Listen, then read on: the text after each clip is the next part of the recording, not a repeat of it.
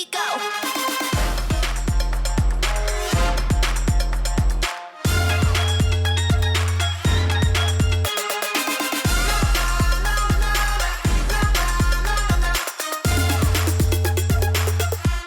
Look at me go.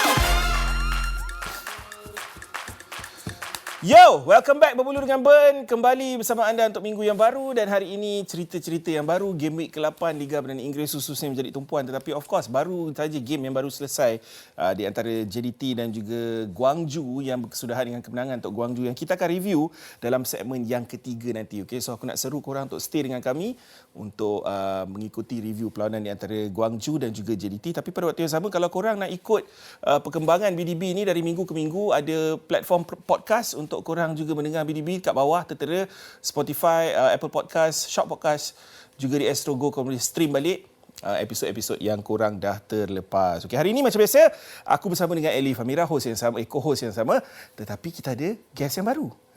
Tak adalah baru. Dah lama lah tak nampak muka Mak Kenin ni. Mak Kenin sihat? Oh, lama tak jumpa Ellie sebenarnya. Tapi korang berdua ni, aku selalu notice satu persamaan. Apa? Dua-dua suka pakai jersey. Yes. I memang takkan pakai baju lain lah selain jersey untuk kan. BDB.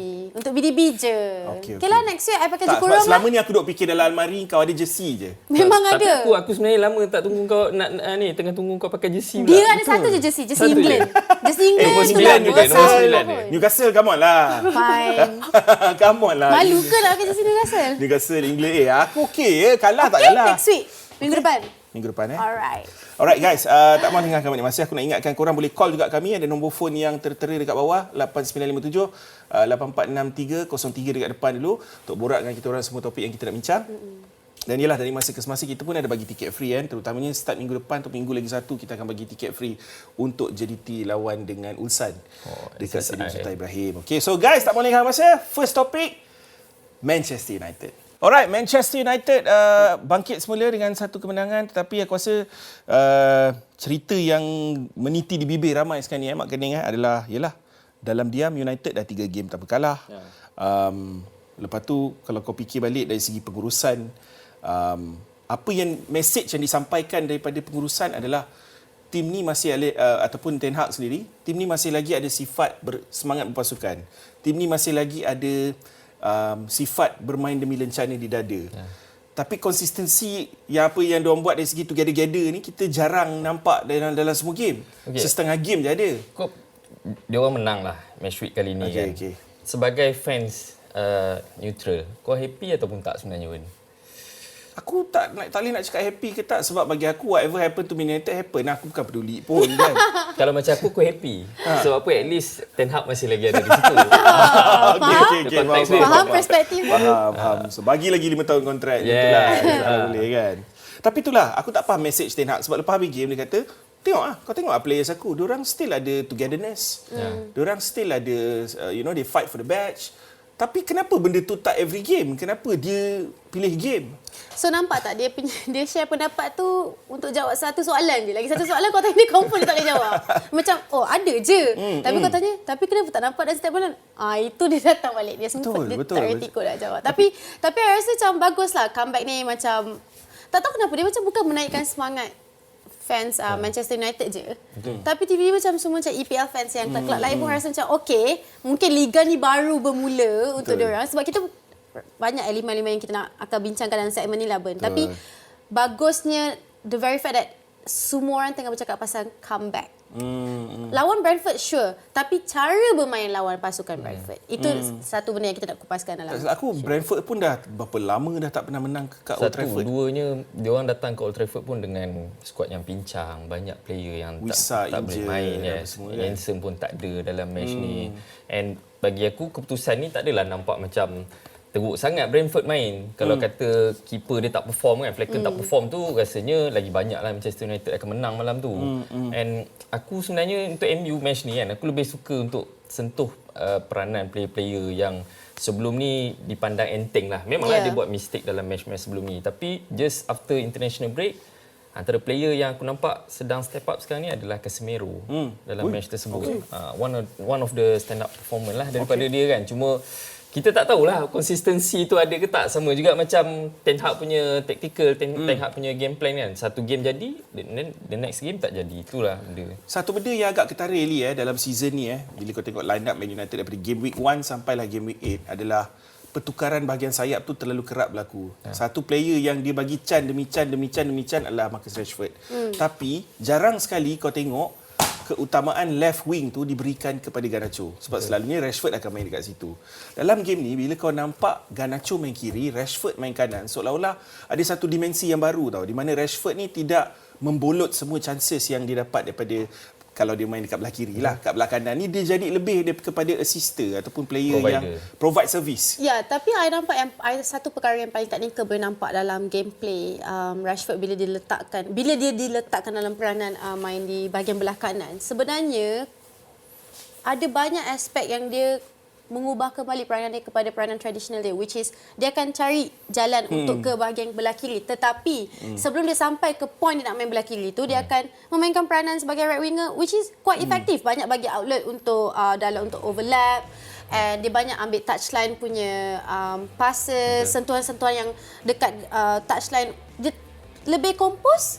Sebab kalau you nak cakap pasal antara salah satu pemain yang nampak lepas international break, dari segi konsistensi dan kesinambungan yang jelas lah, orang kata nampak orang dia ni tengah cari momentum dia balik, and dah jumpa Marcus Rashford. And also I rasa like dinamiknya link up play between Garnacho and Rashford and Højlund, itu satu I think the biggest shout out yang patut diberikan lah kepada trio tu. Dalam game ni lah. Dalam game ni, kita cakap pasal game ni lah. Sebab kau nak cakap dalam, sebab takut orang kat luar salah faham. Ya pula, diorang ni bercerita baru satu game. Yelah, nak cerita game lain pula. Satu statistik penting yang kena kongsikan sebab aku percaya, aku jarang akan buat statement-statement berani macam ni kalau aku tak rasa betul-betul ini adalah kebenaran, which is bagi aku the best player yang Manchester United ada sekarang ni adalah Alejandro Garnacho. Why? Because bukan saja dia punya performance ibarat man of the match, dengan aku bagi statistik beberapa statistik 10 sentuhan dalam kawasan penalti lawan dia seorang saja 8 percubaan, menang perebutan 7 kali, 5 percubaan tepat dan 2 take-ons completed. Antara peranan yang dimainkan selain dia punya volley untuk gol pertama tu antara yang terbaik. Ini bukan kali pertama kita ingat lagi gol Garnacho yang ala-ala Rooney yang dia buat dekat Everton itu. Tapi Garnacho setiap kali dia ada atas padang, setiap kali bola datang kat dia belah kiri tu, kau rasa macam something is going to happen. Ya, dia macam bila kita tengok balik corak permainan Rashford dengan Garnacho ni, sebenarnya bagi aku tak jauh berbeza pun. Sebab diorang ni modern inverted punya winger kan. Always look to cut inside and try untuk ambil shot kan. Cuma dari segi effectiveness kita nampaklah Garnacho ni dia style budak-budak baru lagi. Kalau macam Rashford ni dia dah, aku rasa ni musim ke-10 dia. Garnacho ni macam Gen Z lah. Yes, dia budak-budak yang baru nak up ni kan. So corak permainan dia orang ni lebih fresh sebenarnya, lebih unpredictable. Sometimes dia akan cuba untuk ke kiri semula, lepas dia cut inside tu and then look for crosses. Berbezalah dengan Marcus Rashford. Sebab ada yang cakap dekat internet macam Rashford ni bolot kalau kata duduk sebelah kiri, betul tak? Yeah. Dia suka tak ada angle pun dia akan try. Cuma kena faham juga, the last time Rashford buat crosses paling banyak sebenarnya musim 2020-2021. Wow. Okay. Sebanyak 36 kali. Main dekat belah mana waktu tu? Dekat belah kiri. Most of the time sebelah kiri. I suka you sebut pasal Garnacho berada di bahagian belah kiri, and dia bukan memainkan peranan lah, tapi datangnya dengan sifat ataupun karakteristik seorang player macam konon-konon Gen Z ni yang macam tengah hungry, macam everything. Setiap kali ada avenue untuk dia nak test goalkeeper tu, dia akan pergi. Because kalau kita reflect balik macam mana Manchester United kepincangan dari segi goal scorer yang berkarakter sebegitu. For how long lagi since Ten Hag took over.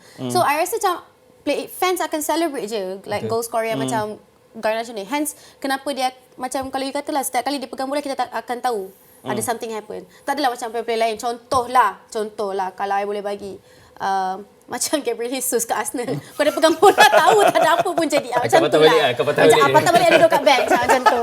Tak sangka satu hari selepas beberapa musim fan Arsenal akan menyebut tentang Jesus dengan cara macam ni yang begitu hina sekali kan. Tapi kita nak sentuh pasal isu ataupun krisis left back Manchester United sebab benda yang first time aku rasa aku tengok, mungkin fan United dah tengok lebih daripada sekali, which is Martinez main as a left back dalam kita tahu dia berkaki kiri. Tapi krisis left back Man United ni dah lama tau saya Mat Kening. Kalau kau fikir kepada Fitness Shaw yang tak fit, dia join England kejap main satu game, lepas tu dah tak fit balik untuk season baru. Malaysia kau tak payah cerita lah kan, sejak dibeli memang ibarat tak ada kan. Lepas tu kau fikir Dalot yang main makeshift kat sana, tapi dia lebih selesa right back. Mazraoui itu bila dia ada, so dia main right back. Sekarang ni ialah faktor dia baru melalui prosedur jantung apa semua kan. So secara tak langsung terpaksa Martinez main kat sana. Betul. Dan kau tengok Evans dengan De Ligt main as pairing centre back, and Dalot main belah kanan. Sejauh mana kau rasa benda, kita faham bila especially back four tu selalunya dia adalah settle back four. Kau tengok Arsenal, kau tengok kebanyakan main team. Tapi bila kau back four kau tak settle adakah itu sebenarnya punca utama sekarang ni yang menyebabkan Man United ni tak konsisten? Ya, dia sebenarnya kalau kita tengok back four Manchester United ni bukan season ni je. For the past 2 season pun Luke Shaw ni on off. Last time dia betul-betul fit rasanya sebelum Euro 2020 yang dia orang naik juara tu. And kalau bercerita tentang Martinez, Lisandro Martinez, sebenarnya dia pernah saja memainkan peranan tersebut. Betul, pernah je main dekat left back, and benda tu bukan sesuatu yang baru. And kita nampak efektif benda tu. And kalau kau tanya aku, daripada aku letak Dalot dekat sebelah kiri yang berkaki kanan, aku lebih prefer Lisandro Martinez. Aku nak tanya korang satu soalan korang berdua, satu soalan yang aku notice makin lama makin hilang dalam modern football, which is defender yang main as a full back yang overlap. Kalau kau notice dalam modern football sekarang ni, kebanyakan big teams menggunakan, except for Josko Guardiola, kebanyakan teams yang bermain dengan left back ataupun right back, tak semua yang akan bomb forward. Seumpama macam Kyle contohnya Walker, macam Luke Shaw ataupun Kyle Walker dan sebagainya. Makin lama makin kau tengok macam peranan diorang lebih tertumpu kepada inverting dalam midfield. Kalau dia bomb forward pun dia lebih kepada support left winger dan sebagainya. But also itu because kita nak ambil kira macam mana pihak lawan bermain juga. Sebab kalau kita nak kekalkan elemen traditional football lah dari segi itu, pihak lawan akan ambil peluang tu untuk terus penetrate. Tapi akan adalah seorang, maknanya dalam back four tu. Adalah. Sama ada right back atau left back akan dibenarkan. Cuma takkan selalu nampak lah. That's why bila nampak Dalot macam still like bagi elemen gameplay macam tu, orang suka sebab benda tu kita dalam pun tak nampak. Tapi dia tak sustainable throughout 90 minutes of the game. Mungkin like bila dia nampak peluang yang besar ataupun dia dah assess level pihak lawan, okay, dia orang takkan ambil advantage bila dia naik atas, dan sure boleh berlaku. Tapi I memang support Martinez. Sebab macam dalam Man United kita nampak ketara Dalot is the one yang bomb forward. So of course Martinez, De Ligt dengan Evans membentuk ibarat satu back three lah bila mereka memegang bola. Kita ada seorang pemanggil Italian fan Man United daripada mana? Dari mana? Hello. Tapah Perak. Zul daripada Tapah Perak. Zul daripada Tapah Perak. Zul, bila tengok kejayaan Man United untuk mencatatkan 3 mata setelah sekian lama, tak silap aku ini adalah kemenangan pertama selepas 5 perlawanan. Zul, harapan kau secara jujur untuk Man United pada musim ni, apa harapan kau? Walaupun tengah sendu tapi kita seronoklah menang. Kalau nak diikutkan, sebenarnya Man United dah ada dekat sepatutnya diorang ada, cuma kita tak dapat result tu. Bila kau tengok gameplay Man United sekarang ni, aku nampak 45 minit babak kedua yang jauh berbeza. Tiba-tiba kau ada tempo, tiba-tiba kau ada high press, tiba-tiba macam ibarat identity tu muncul balik daripada game awal lah, game awal season, game first, game second tu. Kau rasa macam benda ni perlu dikekalkan lagi? Dia dalam modern football, kita kena kuasai tengah. Tapi apa yang MU bawa, dia letak free roll pada Bruno Fernandes. Rasanya sebelum ni free roll tu sebenarnya yang menghancurkan MU. Bila dia letak Bruno free roll, dia akan kosong kat tengah. Faham. So macam game tu, second half, Bruno main kat bawah. Dia main midfield, dia main box to box midfield. Dia support sekali DMC. So benda tu memang works. Dekat atas, wing back boleh cut off, cut in masuk ke dalam. Dua-dua boleh cut in masuk ke dalam. Sebelum ni tak boleh, pasal kita ada nampak macam ada 2 striker. Bruno dengan one off sama ada Hojlund ataupun Zexi. So winger memang tak boleh masuk. So bila dia tak tahulah taktikal tu macam mana dia orang ubah, bila dia tarik Bruno masuk ke midfield, ramaikan midfield, benda tu macam works lah. Nampaknya kalau diorang nampak benda tu dikekalkan, lepas ni rasanya boleh menjadi. Tapi kalau selepas ini diletakkan balik kepada Bruno tu jadi free role, duduk as a backup striker ataupun striker, rasanya susah nak kontrol game. Zul, Ball satu position lagi tak benda ada. yang tengah kecoh sekarang ni dekat media sosial dan of course dekat dunia bola sepak adalah pendekatan Ineos untuk menamatkan kontrak Sir Alex Ferguson sekitar 2 juta pound setahun sebagai duta Manchester United kan. Apa perasaan awak sendiri? Sebab bila sebut tentang Sir Alex ni, dia adalah sejarah, dia adalah heritage Dia Man adalah United Manchester secara tak United. langsung ni kan. Dia sebenarnya daripada segi emosi memang ada gangguan, tapi sebenarnya business is business. Wow. Walaupun MU dah ada sejarah yang lama, tapi bila kita tak boleh menang, kita kena back forward, kita kena start to basic. Kita kena move Bila on lah start to punya cerita. basic, ya, kita kena move on. Kita tak boleh hidup dengan sejarah.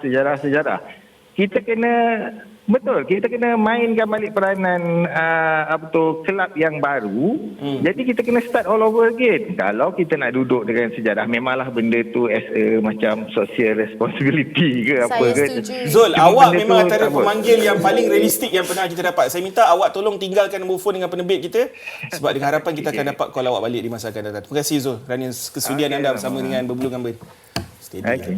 Thank you. Macam tu ke? Saya boleh, kalau lah nak cakap kan, I boleh imagine dia duduk bagi lecture. Betul. Berjemaah. Tak bosan aku dengar, tak bosan. Dekat fans Manchester United ni yang Ni kalau aku tak ada jadual nak ikut dalam BDB ni, aku bagi je dia bercakap sampai tak ada jadual. kita tengok reaksi dekat Twitter sebab ramai juga yang nak bagi pendapat masing-masing. Sebab this is BDB is for the fans. Kita tengok apa orang dekat Twitter cakap bila diorang nak respon dekat soalan Burn, sebab Burn tanya sejarah dan heritage Manchester United, Sir Alex Ferguson. Namun baru-baru ni ditamatkan kontrak sebagai ambassador Manchester United. And kontrak dia actually 2 juta pound setahun. So some of the fans ada cakap, okay, time to move on. Sir Alex dah jadi legend club. Kini perlu aspirasi baru. Ineos macam ni pronounce. Ineos. Dalam proses nak transform club, banyak lagi perlu dilaksana. Ini salah satu fasa. Kelab dah lalui 11 tahun yang ngeri, ups and downs. Ineos baru ambil alih tak sampai setahun, memang kena trust them. Hopefully the best will come. Okay, celebrate changes, perubahan baru. Tak ada nak bagi respon-respon negatif. Lagi seorang cakap, Razif Ramli kata, bukan fans Manchester United tapi aku berpendapat bagus tindakan Ineos, maju ke depan. What for? Bayar Sir Alex tapi prestasi terumbang ambing. Lainlah bayar mahal kemudian memberi kesan kepada player, taktikal di atas padang. Lebih baik laburkan dana ke tempat yang sepatutnya. Alright, so bila kita nak cakap pasal, kalau kita nak cakap lebih baik laburkan dana ke tempat yang sepatutnya. Dana yang diorang cut off bila Manchester United ataupun Ineos mengambil keputusan untuk cut off Sir Alex tu, bermakna dana sejumlah 2 juta pound setahun boleh diselamatkan. Persoalan yang kita kena kupaskan dalam studio hari ini ialah kupaskan. Macam lama lagi ni.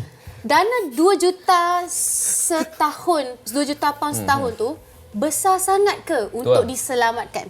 Is it really worth it to cut off an ambassador like legend sebesar macam tu daripada kelab orang panggil cut off the sentimental value yang sesetengah ataupun beberapa banyak penyokong yang masih hold on to that value bila diorang datang. Sebelum kau jawab Mak support Kening, Manchester sampaikan dia pergi ke Aberdeen, tak tahu dia mengajuk ke tak lah. Dia pergi Aberdeen, ex-club dia juga, support ketika diorang buat comeback lawan Celtic, tak tahulah dikosongkan tempat duduk dia dekat stadium. Kalau sorry before Mak Kening nak jawab. Bila you dah sebut dia kononnya merajuk pergi balik Aberdeen. Aku tak cakap, aku tanya. Konon lah. Kalau persoalan I pula dalam kepala I sekarang, dia suruh Aberdeen tu bayar dia juga ke tu kelab lagi kecil? Itu je nak tanya. Okey, Mak Kening jawab sekarang. Dia macam ni lah. Kalau kau tanya aku sebagai fans rival, aku agak bersedih dan aku tak bersetuju dengan apa yang Zul cakap. Sebab macam Eli kata, 2 juta saja. Bukannya 200 juta satu musim, setahun kan. So kalau untuk seorang legend yang dah menyumbang sebegitu banyak jasa kepada kelab, kau tak sanggup nak spend 2 juta setahun, kau tak fikir pula betapa banyak transfer yang kau dah membazir selama ni. Player-player yang kau bayar tak main, player-player yang end up dah pergi free, kau beli balik. Itu Point macam yang mana? sangat bagus Memang sebenarnya. bukan zaman Ineos kan. Betul. Tapi okey lah, kalau since diorang dah decide untuk move on, then what's next? apa lagi kau nak buat selepas ni? Sebab majority orang-orang yang around the club, contoh player macam kau tengok Ferguson telah bagi banyak sebenarnya trofi-trofi dekat fan-fan Manchester United sampai kadang-kadang dia orang rasa lupa diri, rasa riak kan. Ada 13 EPL trofi. Sebab itulah dia riak dia. Ya, kau nak apa lagi sebenarnya daripada dia? Dia umur pun dah tak panjang pun. 5 FA Cup, 2 Champions League. Dia orang terakhir yang bawa Manchester United dulang Champions League. Okey, aku faham maksud kau. Aku faham. Okey. So apa yang kau kata tu lebih susah nak cakap sebab dia lebih kepada sentimen di mana kau merasakan duit tu tak adalah besar mana untuk kelab sebesar United dengan sumbangan untuk dia terus pun menghormati legacy Sir Alex Ferguson kan. Dan tak ada beza pun kalau kau save 2 juta tu ataupun okey tak apa kita tutup cerita ni. Tak nak. Saya tak nak tutup sebab just satu je respon dekat respon Mak Kenil pasal benda tu. Faham, dalam konteks bola sepak berapa banyak je 2 juta pound setahun tu untuk diorang nak cut off. Tapi yang kita tak boleh nak approach perbincangan ni ambil certain things out of context. Di mana Ineos mengambil approach baru along dia cut off 2 juta pound setahun tu selaras dengan beberapa banyak lagi financial decision diorang cut off. So kalau betul nak transformasikan kelab Manchester United menuju ke arah modern football days and for you to make the club sustainable, ini salah satu caranya. Itu je. Okey, sekarang kita boleh tutup. Alright Eli, terima kasih Eli kerana penerangan yang panjang lebar. Kita akan berehat sebentar bila kembali selepas ini fokus kita kepada pasukan. Kenapa tau? Sebab dia cuba nak drag masa daripada topik yang sebenar-benar. Memang lama sangat. Arsenal kejap. Ya Arsenal je. Jangan pergi mana. Ayah, nak balik. Nampak ke Eli? Look at me go. Kita start dulu dengan Arsenal. Niat adalah untuk kembali ke top of the table. Tapi niat tidak menghalalkan cara. Mak Kenil. Tak semua benda yang kita Betul. nak kita Raja dapat. situasi bola mati. Yes. Bolos dengan ataupun kalah. Boleh dikatakan kalah juga dengan situasi bola mati. Pedih sebenarnya pun. Betul. Dengan tactical ataupun set piece macam tu kan. Yang biasanya diorang gunakan Gabriel untuk melakukan perkara-perkara macam tu. Betul. Tapi seorang player yang berkaki kiri yang finish them off malam tu. Apa satu life lesson lah kita boleh dapat daripada perlawanan tu ialah hidup ni kita tak selalu ada kat atas. Oh pula. Hidup ni macam roda. So terima Macam je tu, Eli, keputusan tu, move on, belajar macam nak move on. Bukan kan? sebabkan bukan terlalu gayat. Tak ada. My dad, I pergi wedding family I. My dad boleh kenalkan I kat dia punya cousin-cousin lah yang kita tak kenal sangat lah, cousin-cousin jauh. Dia cakap inilah yang sembang bola dekat S Arena. Mungkin minggu depan dia tak masuk lah show tu sebab tim dia kalah. Tak, bapak kau dah tahu. Bapak I pun Arsenal. Sebab bapak kau dah tahu. Bapak I memang dah reda lah. Sebanyaklah kita belajar. Tak apa. Okay. Straight to the point lah. Yes. Bila kau cerita pasal unsur kreativiti kau yang tak ada dalam pasukan which is Saka, Odegaard, and kau tengok line up Arteta yang nak juga paksa si Merino tu start dalam game ni. Tapi dia tak sedar, of course dia sedar lah sebab dia Arteta. Tapi sedar tak sedar maksud aku, midfield trio kau semuanya defensive minded. Betul. Merino, Partey, Rice. And selama ni, Trossard main as a number 10, elok je dalam ketiadaan Odegaard. Tiba-tiba kau tolak dia ke sebelah kiri, semata-mata kau nak fit Merino as a number 10. Yes, aku faham masa dia main Spain international break 2 kali dia main as a number 10 kan. Tapi tak semestinya itu posisi kegemaran dia sebab Merino ni sejauh mana aku kenal dia, he's a player yang raja menang duels. Dia number 8 lah through and through kan. So why? Adakah Arteta perlu mengambil tanggungjawab kekalahan ni? Habis apa kalau Mikel Arteta tak ambil tanggungjawab ni, siapa lagi nak ambil tanggungjawab Tak, dia? maksud aku dengan lebih serius lah sebab dia kata faktor we cannot play with 10 men. Okay. Itu betul tak Aku lah? ada soalan lah untuk Okay. Andy kan. Dia turun dengan I tak jawab lagi soalan dia tapi tak apa. Mikel Merino, Rice dengan Thomas Partey. Kalau kau, siapa pilihan kau? Trio kau untuk malam tu? Midfielder. I tahu Jorginho pun defensive minded. Nah, Tapi I lagi prefer Jorginho mungkin. instead of Merino. Tak, tapi kalau main Jorginho apa bezanya? No, tapi because Jorginho ada juga ability dia untuk macam go for like progressive passes and everything walaupun dia defensive minded So juga. maksud kau So, lebih Jorginho stable. adalah unsur kreatif kau? Macam mana dengan Ethan? Kau faham maksud aku? Nwaneri? Soalan aku is siapa? Kalau tak ada Saka dengan Odegaard, who is your creator in that team? Sebab- Itu Okay. That's why aku fikir- Dalam konteks tu. That's why aku fikir Trossard adalah jawapan terbaik. Dalam kan? konteks tu kalau kita nak berlaku ada sedikit lah kan. Pasukan-pasukan bola sepak lain yang mana kalau diorang pun hilang the creative players, 2, bukan 1 je kita cakap. anyone pun akan struggle. Dia tak nafikan. And also bila orang cakap macam kebergantungan Mikel yang terlebih kepada setengah players dalam pasukan ni, tapi dalam konteks yang berbeza, bila di mana kita boleh survive sesebuah perlawanan dengan 10 orang, kita tak akan come up dengan this narrative. Okay. So cuma that perlawanan tu memang banyak mistik-mistik yang tak patut berlaku yang membawa kepada senario tu lah. Ni Tapi soalan I tak boleh bagi my best answer lah untuk replace. Sebab buat I terfikir memang tak banyak pun creative players dalam pasukan ni. Betul, tapi ini soalan berkaitan disiplin Sebab aku perhati je sejak Arteta join Arsenal daripada tahun 2019. Kodong-kodong aku perhati daripada dulu lah. Kau follow dia. Jeling-jeling mata lah tengok game Arsenal tu. Sejak 2019, sejak Arteta join Arsenal, Arsenal adalah pasukan dengan kad merah terbanyak antara mana-mana pasukan Premier League. Malahan dalam musim ini sahaja Arsenal dah kutip 3 kad merah dalam 3 game. Semuanya yang lebih pedihnya adalah 3 kad merah ini adalah 3 kad merah yang boleh dielakkan. Okey, inilah gambaran sebenar untuk korang. Sejak Arteta join 2019 sampai sekarang, Arsenal 18 red card. Kenapa Arsenal ada masalah disiplin ini? Adakah referee menjadi punca? Okay, I rasa nak cakap benda, nak approach discussion secara emosi ataupun realistik. Tak ada siapa emosi kat sini sebab kecuali kalau kau. korang tak emosi, I yang emosi sekarang. Okay, realistik lah. Secara realistik, terima fakta atau tidak, banyak faktor-faktor di luar kawalan. Disiplin Arsenal dari segi stats, kenapa boleh ada 18 kad merah. Itu satu lah. Tak boleh jawab. Terima Kau tak petik fakta yang tu? 3 yang terakhir je. Okay, 3 yang terakhir pun for different reasons kan. Okay, tapi semuanya boleh dielakkan, betul? Tapi kalau kita nak balik kepada senario Saliba dapat red card tu, kalau nak cakap pasal disiplin dari segi teknikal, player siapa yang membuatkan Saliba terperangkap dalam senario tersebut. Betul. So semua orang akan talking point memang revolve around Trossard lah. Okay, sebab dia buat mistake back pass tu. Betul, yang dapatnya on the receiving end, consequence player yang last terpaksa commit. Sebab kalau nak cakap pasal disiplin, ada sebab kenapa Saliba ini merupakan kad merah dia pertama dalam 7 liga profesional bola sepak dia. Actually, first in his career kan. So, nak cakap pasal disiplin tu pun berbeza-beza sebab so, kita tak fair kan. lah kita nak jatuh hukum kat dia nak cakap. Okay, tapi aku nak tanya soalan yang lebih penting. Mungkin Mak Kening boleh jawab dulu sebelum Ellie jawab. Okay. William Saliba in Premier League now boleh dikategorikan antara one of the best defender. One of the best defenders dan merupakan antara defender dengan recovery pace yang terpantas selain daripada Mickey van der Ven daripada Spurs. Setahu aku. Game masih awal. Kalau kau bedarkan dia lepas pun, tak tentu dia skor satu benda. Kalau dia skor sekalipun, kau banyak masa lagi nak catch up. Kau Arsenal! Ya, tapi kau kena faham juga, macam Eli cakap tadi, benda ni bukannya datang daripada hantaran pihak lawan. And benda tu daripada teammate sendiri, hospital ball datang pada dia yang dapat kepada pihak lawan. And also, kau kena duduk dekat tempat dia lah, senang cerita. Benda tu dalam split second.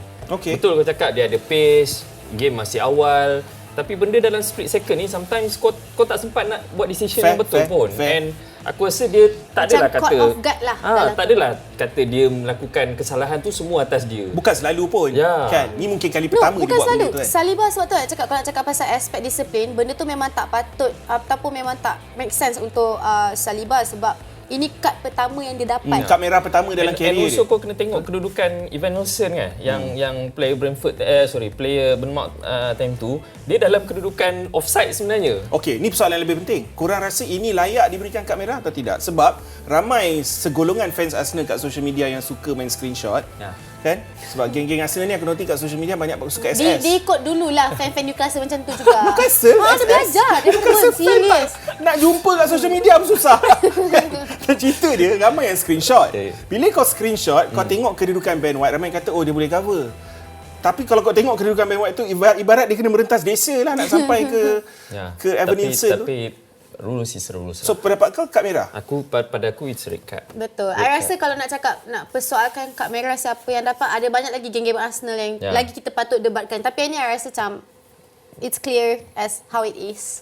Sama Ben macam tahun lepas Van Dijk kena red card tackle Isak kan. Ramai yang complain macam-macam, tapi it's a dokso kan, denial obvious goal scoring opportunity. So macam mana kita nak deny benda tu? Betul. And tapi kalau beza lepas dia Van Dijk tu dekat just before penalty box kot. Macam mana kau yang nak tu tengah-tengah padang okay, kot, betul. kan? Fair enough. Jauh lagi betul boleh kejar dan sebagainya. Tapi macam mana kau nak Quantify. define satu-satu situation tu patut red card ataupun tak. Sebab dia akan through one on one. Okey. Kita nak tengok juga reaksi komen-komen daripada IG yang Eli punya IG. Eli ada buka soalan ni dekat Instagram. So antara soalan yang ditanyakan oleh Eli adalah kekalahan pertama Arsenal di season and red card over and over again. Pendapat simple je soalan I. Okay, selalunya anyway. aku akan buat pening lah. Zarif Suhaimi jawab inconsistency in decision making. What's the difference between Saliba and Tosin punya fall? Okay, tu kita akan kupas sekejap lagi. Ifan Naim katakan pemain bangku simpanan tidak cukup bagus untuk membantu Arsenal. Saya sedikit tak tahulah nak cakap. Ethan Nwaneri ada mah.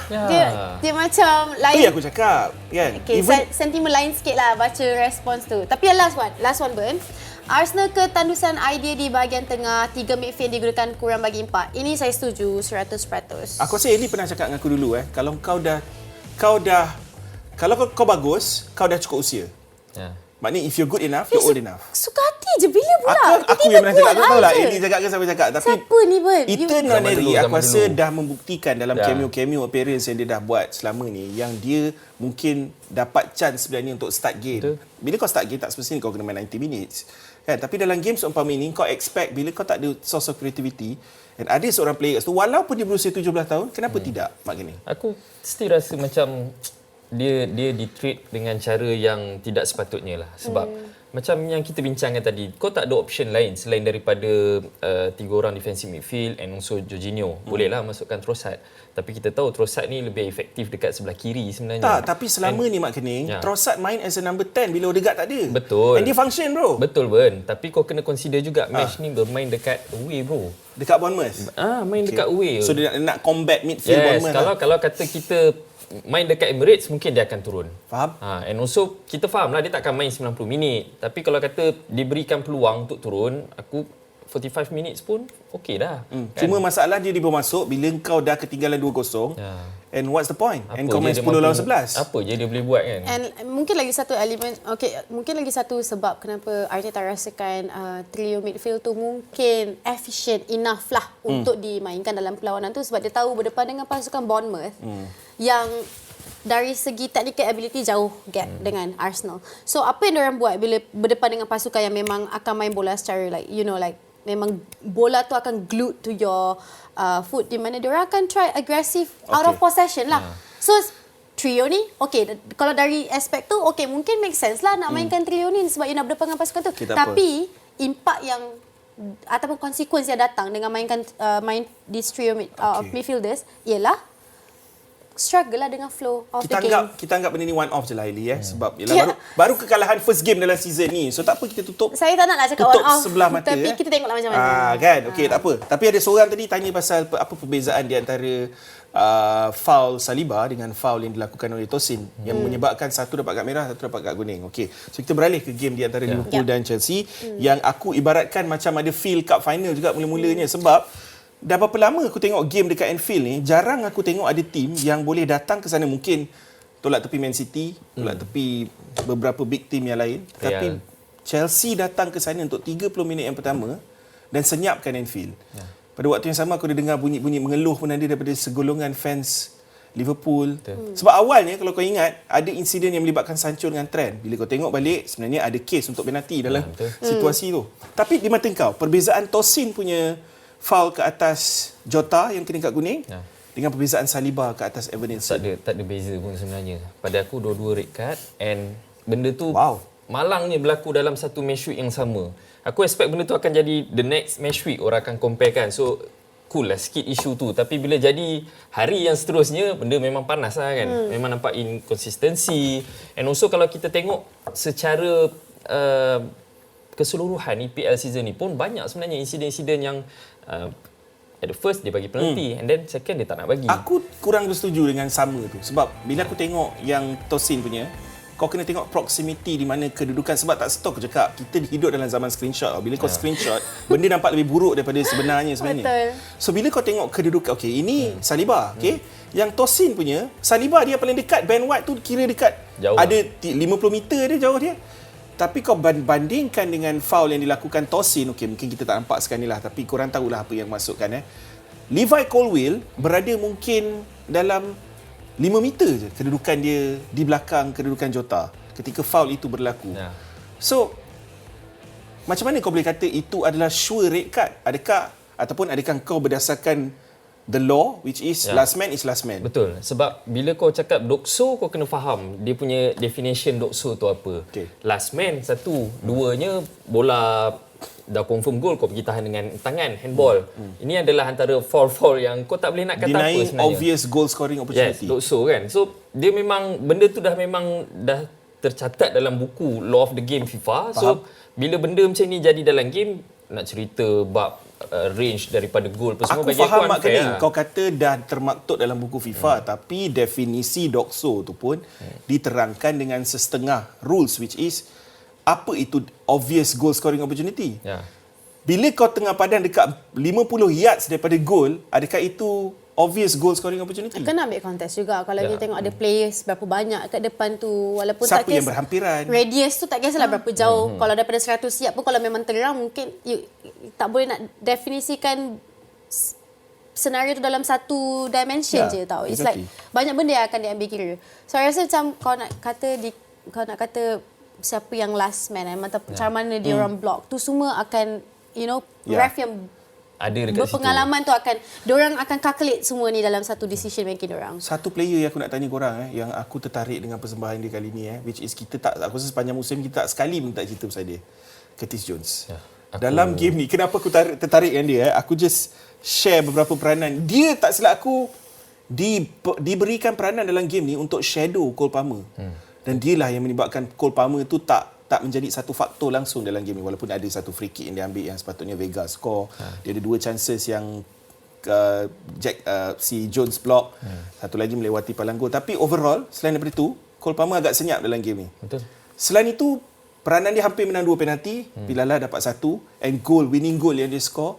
Overall lah, especially bila kau ditugaskan untuk shadow Cole Palmer, and kau berjaya dan Liverpool menang, tak dinafikan dia man of the match dalam game ni. Aku bila tengok balik gameplay Curtis Jones aku teringat waktu mula-mula dia naik dulu.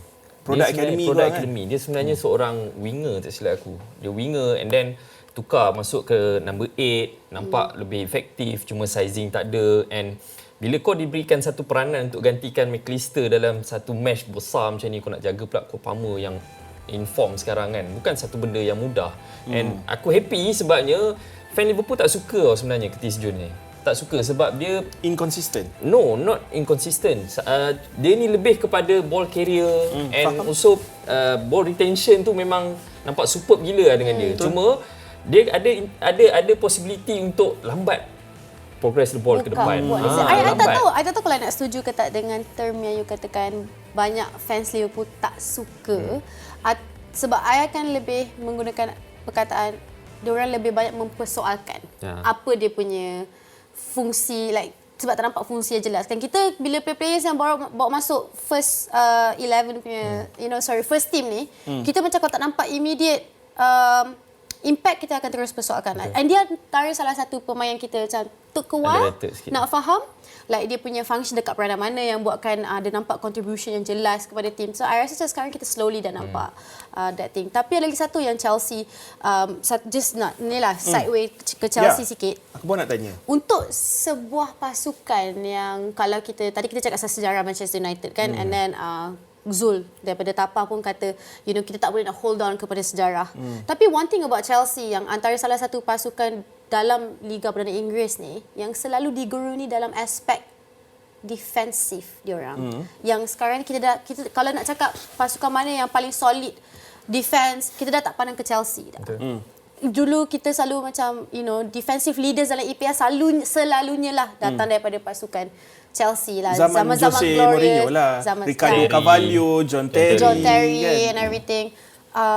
And bila tengok faham mereka dah melalui beberapa banyak fasa perubahan, managers come and go and everything, tapi mereka masih tak jumpa jawapan untuk Defensively. Center back especially lah. Okay. Ataupun defensive leaders orang panggil. Betul. Okay. Aku faham sebab kau kena faham Fofana dengan Kukurea was suspended for this game, so dia kena letak makeshift back four.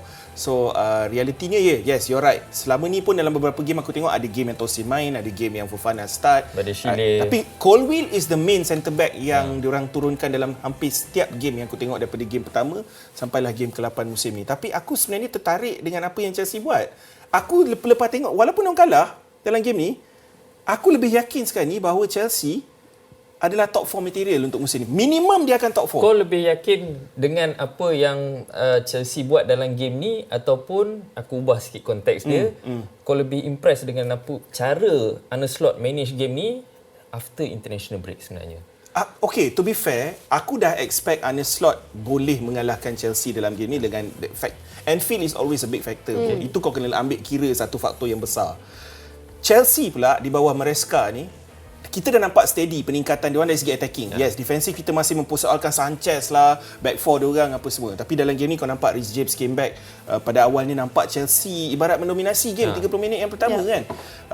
Tetapi bila kau tengok option attacking dia orang, bila kau keluarkan player macam Sancho yang tak berapa nak function dalam game, masuknya Pedro Neto, betapa direct ni dia bermain dengan Madueke, dengan Cole Palmer yang kau rasa, kau cakap secara jujur lah sebagai fan Liverpool, kau senang duduk ke tengok game tu sampai 90 minit? Aku tak senang duduk, tapi after the game, yelah dah menang kan, bolehlah sembang. Sebab, yelah betul lah kan, sebab kita dah menang. Kita menang sedap lah sembang kan.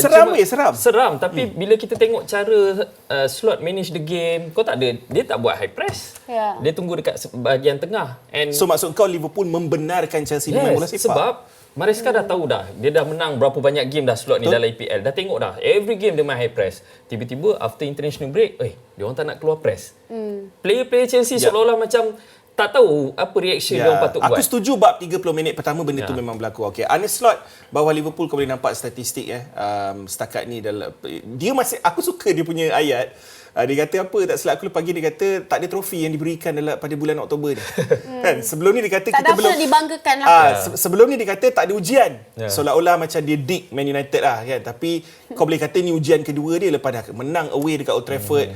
Kau ingat lagi betapa susah ni Klopp nak menang kat Old Trafford Kau ingat lagi Slot first time done. Sekarang dia menang dengan Chelsea dekat home and dia masih lagi downplay Liverpool punya title hopes untuk season ni, ataupun adakah Liverpool dalam kategori Arsenal dengan City untuk mencabar title? I setuju je. I setuju dari segi bukannya terlalu optimis dengan apa yang Arne Slot boleh bawa kepada pasukan baru. Kita pun baru 3 bulan kan. Even Maresca pun baru 3 bulan dengan Chelsea pun masih struggle nak cari balance between defense and attack apa semua. Tapi kalau nak straightforward answer, untuk apa yang telah dipertunjukkan kepada Liverpool, tak kisahlah fixtures yang sedikit lebih senang sebelum international break. Kita cakap secara objektif apa yang dipertunjukkan oleh Liverpool dalam ataupun atas padang itu sendiri. Alright. Put aside dia punya pihak lawan, tak terkejut kalau ada orang boleh diletakkan dalam bracket yang sama seperti Arsenal dan Manchester City. That would be my straightforward answer lah untuk you punya question sekarang. Okay. So, kejap lagi sebenarnya kita nak fokus kembali macam aku cakap tadi lah. Yang stay tune untuk kita review Guangzhou dan JDT yang baru selesai. Kira-kira jam 8 malam tadi kita akan review selepas ini. So, pastikan korang jangan ke mana. Terus bersama kami. Inilah Berbulu dengan Baik.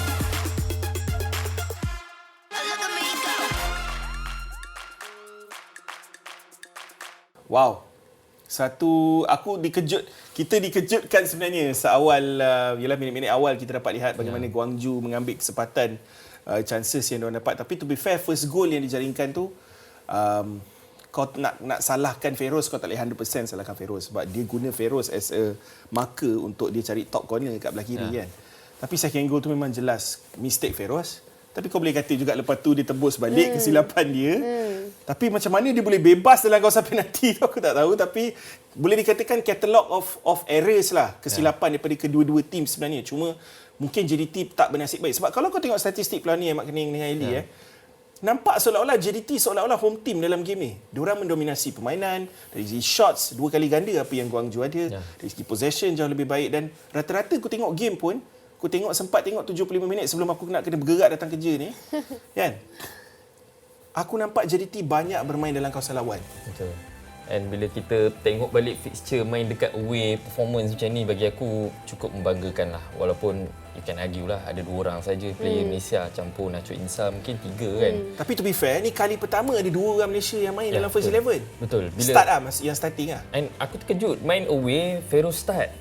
Ni satu kepercayaan yang besar sebenarnya. Walaupun okeylah kau boleh kata dia buat mistake dan sebagainya. Tapi untuk pengalaman pertama main kat ACL first 11 macam ni, sebelum ni Shane Lowry main kat situ. Betul. And kau tak sedar betapa penting ni benda ni Ellie sebenarnya untuk national team kita. Dengan kehadiran Feroz dalam ke-11 utama dalam level yang begitu tinggi macam ni, untuk dia dan Arif Aiman bawa pengalaman tu datang ke national team kita akan membantu di masa akan datang. Betul. Dan bila kita nak cakap pasal perspektif pengalaman yang dirasai ataupun kesilapan yang dilakukan oleh Feroz tu sendiri, macam orang lain kata macam like first goal or second goal datang daripada presence Feroz atas padang ke, tapi bukan semua player yang tak ataupun yang unlucky untuk buat kesilapan atas padang boleh rebound terus and then tebus diorang punya kesilapan and dengan contribute another goal.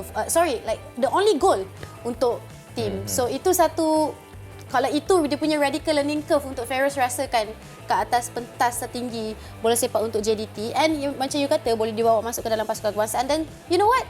I think he'll take it. And maybe kita pun akan rasa macam, yeah, it's fine. It's okay. Dan sebenarnya kalau kau tengok game ni pun kan, pada ketika diorang ketinggalan 2-0 dengan 2-1 pun, kau nampak betapa banyaknya chances yang JDT create. Tak silap aku daripada luar box, Arif Aiman ada try. 11 shot bro, first half. Itulah dia. Wang Ju cuma ada 2. Itulah pasal. So itu perkembangan yang positif Mak Kening, sebab kita selalu tengok scoreline macam kalah dengan Guangzhou ni kalah, bukan that's it. Macam as if macam JDT tak buat apa-apa di atas padang, tapi disebabkan yang kita tak nampak, yang unless kita tengok perlawanan 95 minit ni, Guangzhou memang berpeluh nak dapatkan 3 mata tu. Walaupun 3-1 tu nampak macam skor yang sangat besar. Betul. But it wasn't easy for them lah. Cuma mungkin player macam Jasir Asani yang skor 2 gol dalam ni, dia memang outstanding player sebenarnya. Clinical lah. Albanian International, ala-ala Ian Robben, cut inside punya shot kan. 5 gol bro dalam 8 perlawanan. Gila.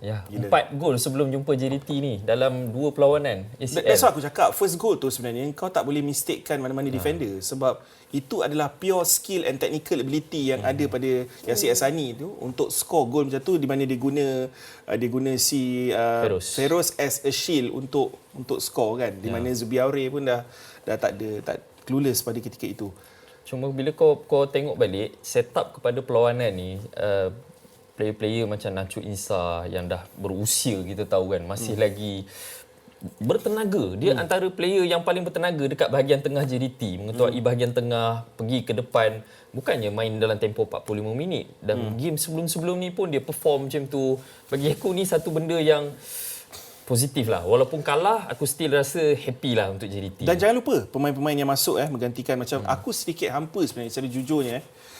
Dalam game ni aku sedikit hampa dengan Jorge Obregon punya form lah.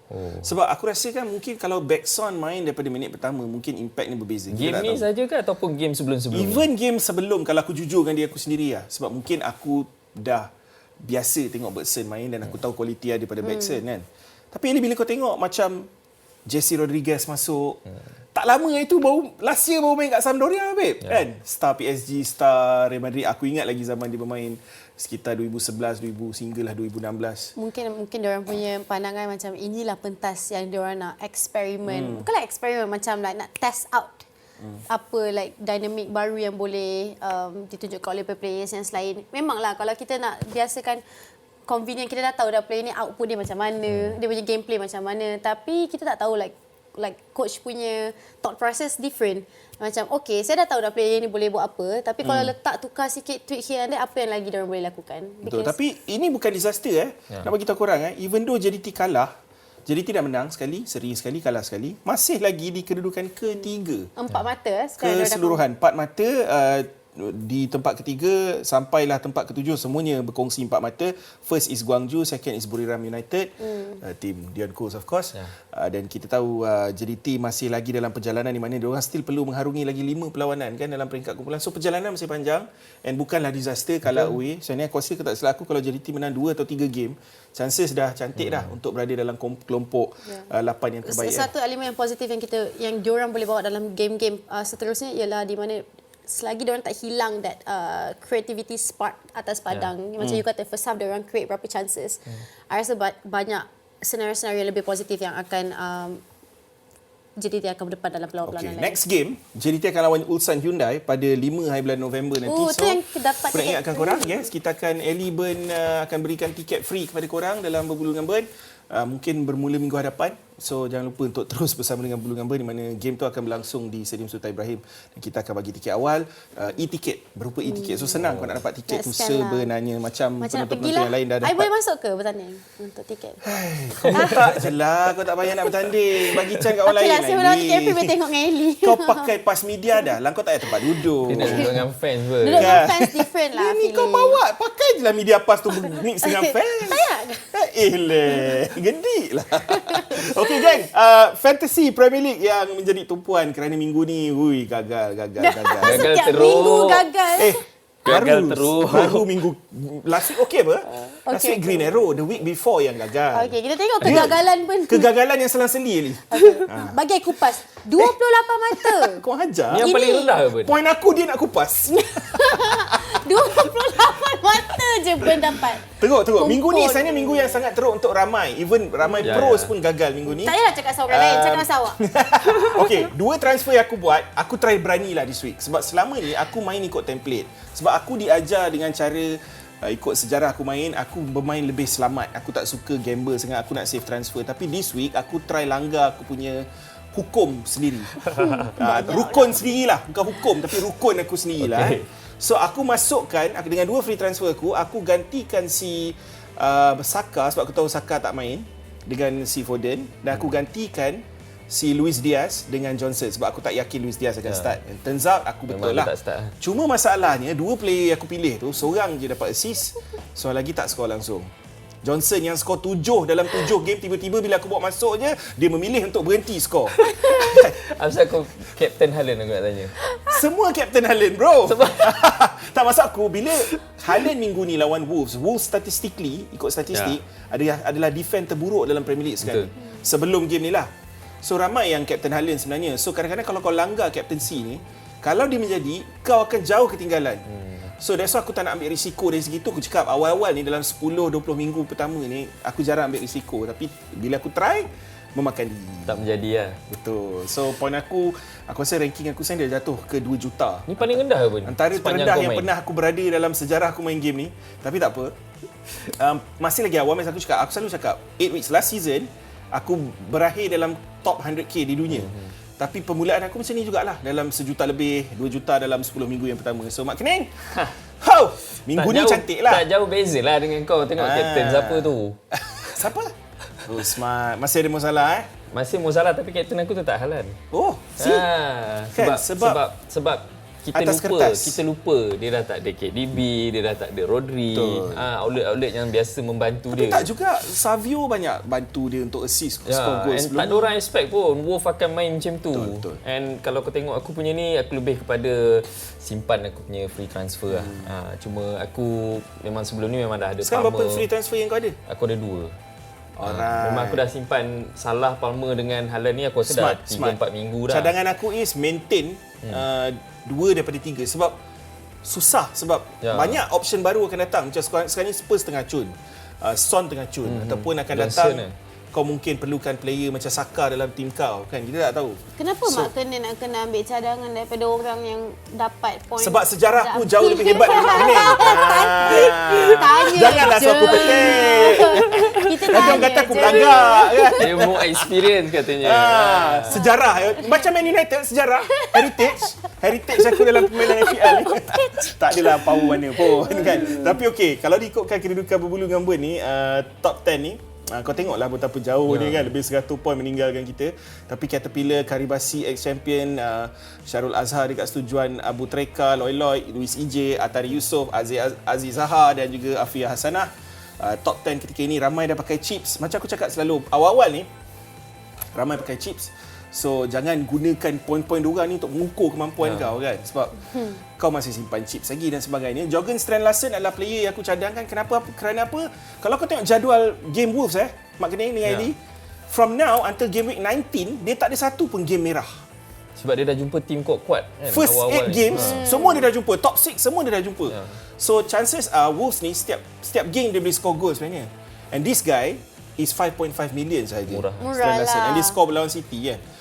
Son aku cadangkan, tapi saya ni kau ada banyak option kat sini. Yuan Wissa aku dengar cerita untuk Brentford dah kembali cergas. Dah main So itu. kalau kau nak jump on dia awal-awal, ini is a good time lah. 5.9 juta Wissa, Son 9.9. Son mahal lah pun. Tu aku cakap macam kau boleh switch, Salah dengan dia kejap, lepas tu masuk balik, Salah balik. Musim ni kena macam tu bro, sebab memang kau tak mampu nak beli semua player. Sebab bajet kau cukup macam tu. Diorang dah pricing Palmer begitu tinggi Mahal. kan. So dia ada perbezaan antara premium mid dengan budget player kan. Ellie, bila kau nak Eli, masuk? kau punya tim belum ni? Tak Sembang. Okay, jap. Kita kupas je tim-tim orang. Tak boleh lah. Last I main macam banyak anxiety. Alright guys. Macam stress. Sampai di sini je lah. Apa kata-kata terakhir ni? Tak ada. Kata-kata terakhir, saya nak tengok awak pakai jersey Newcastle. Alright. Jangan Banyak lupa. kali dah pakai. Come on lah. Make sure next time season aku dah datang bawa. kau pakai jersey lah. Mak Kening? Aku akan hadiahkan kau jersey lagi nanti. Okay, nice. Okay. Wow. Ingat Boleh je dapat. Aku bagi. kita bukan pandit, kita bukan expert. Kita sekadar minat bola sepak macam korang. Di Sebulu dengan Ben. Kita jumpa lagi minggu depan. Bye-bye. Bye, Sir Alex. Look at me go.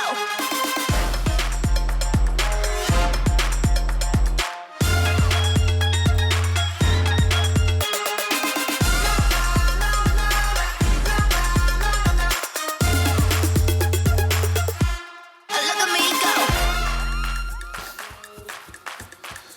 Yo, welcome back Berbulu dengan Ben. Kembali bersama anda untuk minggu yang baru dan hari ini cerita-cerita yang baru. Game week ke-8 Liga Perdana Inggeris khususnya menjadi tumpuan, tetapi of course baru saja game yang baru selesai di antara JDT dan juga Guangzhou yang berkesudahan dengan kemenangan untuk Guangzhou yang kita akan review dalam segmen yang ketiga nanti. Okay, so aku nak seru korang untuk stay dengan kami untuk mengikuti review perlawanan di antara Guangzhou dan juga JDT. Tapi pada waktu yang sama, kalau korang nak ikut perkembangan BDB ni dari minggu ke minggu, ada platform podcast untuk korang juga mendengar BDB kat bawah tertera Spotify, Apple Podcast, Shock Podcast, juga di Astro Go. Korang boleh stream balik episod-episod yang korang dah terlepas. Okey, hari ini macam biasa aku bersama dengan Ellie Famira, host yang sama, co-host yang sama, tetapi kita ada guest yang baru.